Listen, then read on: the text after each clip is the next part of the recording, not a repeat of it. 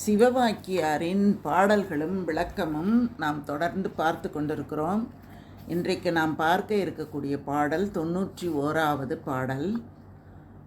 உடம்பு உயிர் எடுத்ததோ உயிர் உடம்பு எடுத்ததோ, உடம்பு உயிர் எடுத்த போது உருவம் ஏது செப்புவீர்.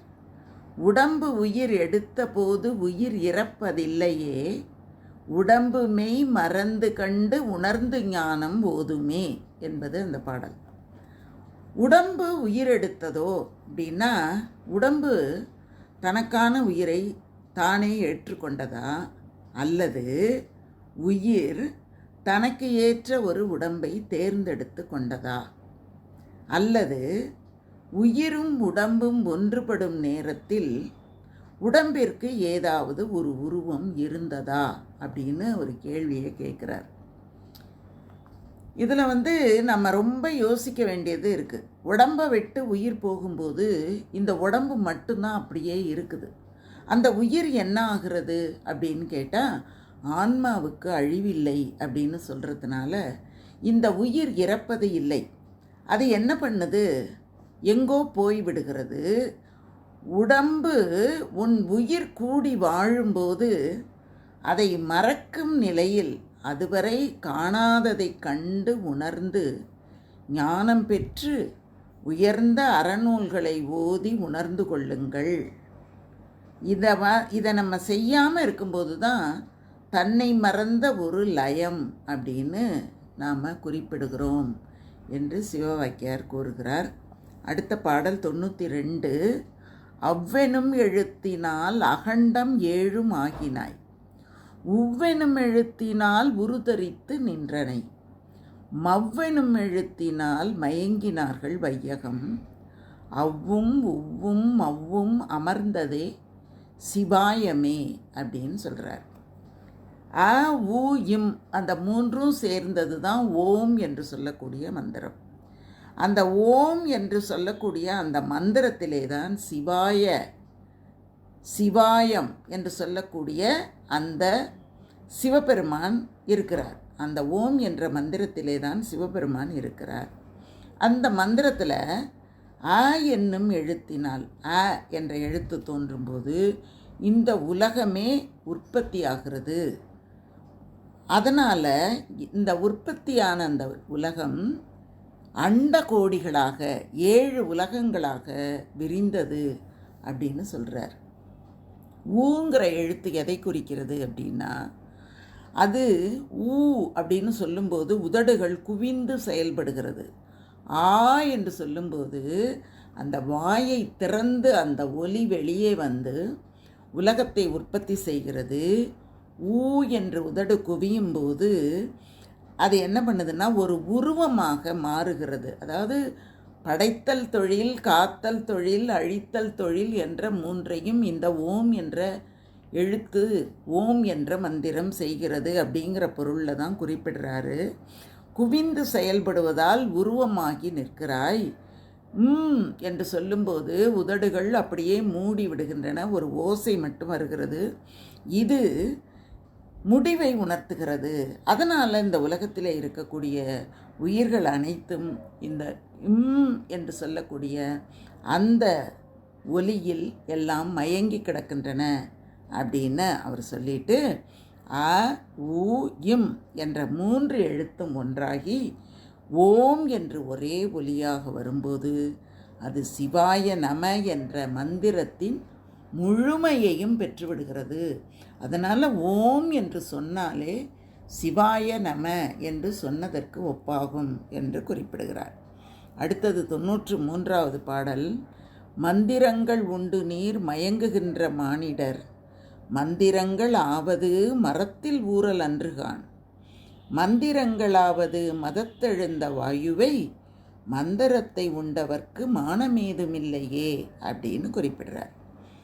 மந்திரங்கள் உண்டு அப்படின்னு சொல்லக்கூடிய மனிதர்களே அப்படின்னு எடுத்தோன்னே அவர் கேட்குறார்.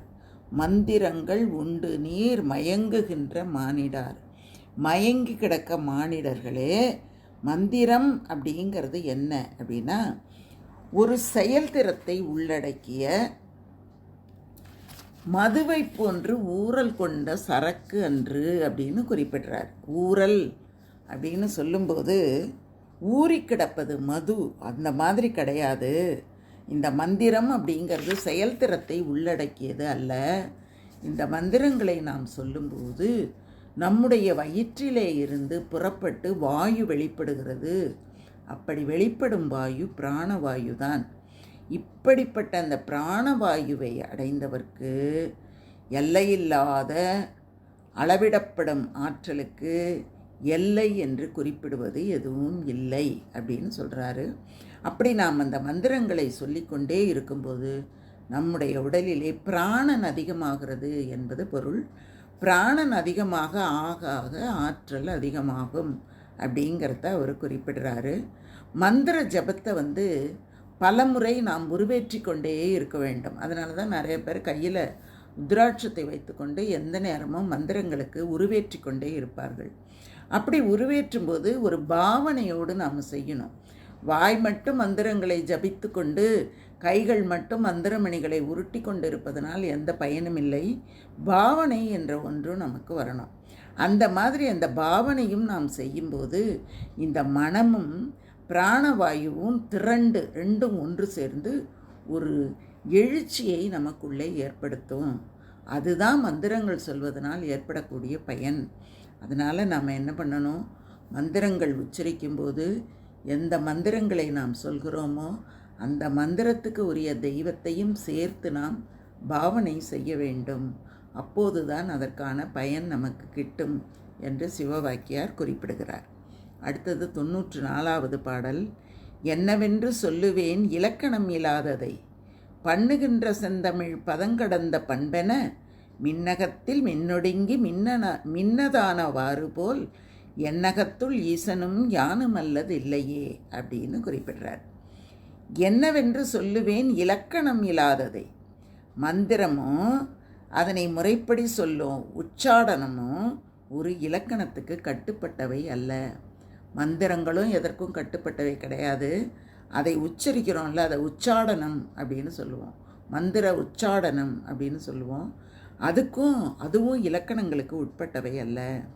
செம்மையான அந்த பண்ணுகின்ற செந்தமிழ் பதம் கடந்த பண்பென அப்படின்னு சொன்னால் இந்த தமிழின் பதங்களை கடந்து அவை நிற்கும்.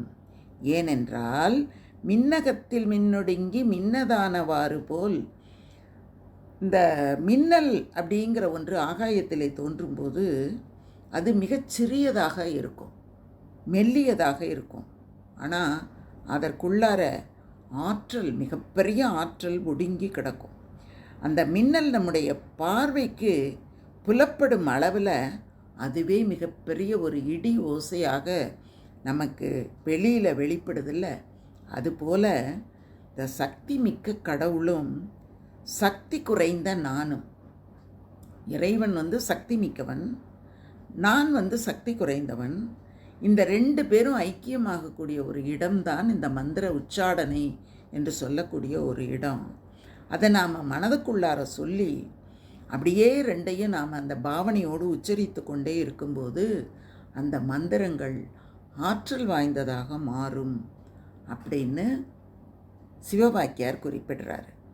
இன்னும் சிலர் என்ன சொல்லுவாங்கன்னா, முனிவர்கள் மந்திரங்களை சொல்லாது மனதார நல்லது சொன்னாலும் தீயது சொன்னாலும் ஏன் பலிக்குது அப்படின்னா, அவர்கள் உள்ளத்துக்கு உள்ளே அதை கொண்டு போய் வைத்து அதற்கு அவர்கள் ஆற்றல் கொடுக்கிறார்கள். அப்போது அங்கே இறைவனும் அவர்களும் அந்த தவசீலர்களும் ஒன்றாகி விடுகின்ற காரணத்தினாலே அவர்கள் மந்திரம் அல்லாமல் வேறு எந்த சொல் சொன்னாலும் அந்த சொல் ஆற்றல் மிக்கதாக மாறிவிடுகிறது அப்படின்னு சிவவாக்கியார் குறிப்பிடுறாரு. அதனால் மந்திரங்கள் மட்டும் முக்கியம் அப்படின்னு நம்ம சொல்ல முடியாது. மந்திரத்தை தாண்டி தவம் என்பது முக்கியம். அந்த தவம் என்பது மனதிற்குள்ளே நிகழக்கூடிய ஒன்று. இறைவனும் நாமும் ஒன்றாக ஐக்கியமாவது தான் அந்த தவம் என்று குறிப்பிடுகிறார்கள். அடுத்தது 95வது பாடல். ஆலம் வித்தில் ஆளொடுங்கி ஆலமானவாறு போல் வேறு வித்தும் இன்றியே விளைந்து போகம் எய்திடீர். ஆறு வித்தை ஓர்கிலீர் அறிவிலாத மாந்தரே பாருமித்தை உம்முளே பரபிரம்மம் ஆவீரே அப்படின்னு குறிப்பிடுறார். ஆலம் விதையை பார்க்கும்போது அது மிகச் சிறியதாக இருக்கும். ஆனால் அது உள்ளார எத்தனை ஆலமரங்கள் ஒடுங்கி இருக்கின்றன அப்படின்னு நம்ம சொல்ல முடியாது. ஏன்னா அந்த ஒரு இத்தினோண்டு மிகச்சிறிய அளவிலே இருக்கக்கூடிய அந்த ஆல விதையிலே தான் லட்சக்கணக்கான ஆலமரங்களும் ஆலமரத்தின் விழுதுகளும் அதனுடைய இலைகளும் பூக்களும் என்று சொல்லக்கூடிய அத்தனையும் அதனுடைய வேர்கள் உட்பட எல்லாமே அந்த சின்னஞ்சிறு விதைக்குள்ளே அடங்கி இருப்பது. அதுவே முளைத்து ஆலமரமாகிறது. ஒன்று பல்லாயிரமாக, பல லட்சமாக, பல கோடியாக உருவாகிறது. அந்த மாதிரி தான் நம்முடைய உள்ளத்துக்குள்ளே ஏற்படக்கூடிய போகமும் அப்படித்தான். அதற்கு வேறு விதையோ தயவோ தேவையில்லை. நம்ம உடம்புக்குள்ளே இருக்கக்கூடிய அந்த மூலாதாரம் என்று சொல்லக்கூடிய 6 ஆதாரங்கள் ஆகிய விதைகளே போதும். அதுதான் விதைகள். அதுக்குள்ளே தான் எல்லாமே இருக்குது. அந்த விதைகளையே ஆழ்ந்து நாம் தியானிக்க வேண்டும். அப்படி நாம் தியானிக்கும்போது அந்த ஆலமரத்தின் விதைக்குள்ளே ஆற்றல் ஒளிந்திருப்பது போல நம்முடைய உள்ளத்துக்குள்ளே நம்முடைய அந்த 6 ஆதாரங்கள், ஏற்கனவே நான் சொல்லியிருக்கிற மாதிரி மூலாதாரம், சுவாதிஷ்டானம், மணிபூரகம், அநாகதம், விசுத்தி, ஆக்ஞா என்று சொல்லக்கூடிய 6 ஆதாரங்கள். அந்த 6 ஆதாரங்களிலே நம்முடைய மனதை வைத்து தியானம் செய்து நாம் தவம் செய்து வருவோமே ஆனால் நமக்குள்ளேயே அந்த பரபிரம்மம் உண்டாவதை நம்மால் உணர முடியும். அதை தான் அவர் என்ன சொல்கிறாருன்னா, வித்தை அப்படிங்கிறது மந்திரம் அப்படிங்கிற பொருளிலே இருந்து தான் வந்திருக்கிறது.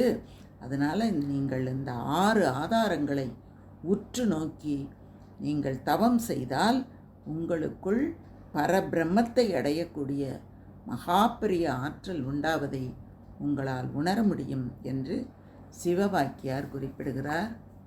ஓம் நம சிவாய. நீங்கள் தொடர்ந்து இந்த பகுதிகளை பாருங்கள். நன்றி, வணக்கம், வாழ்க வளமுடன்.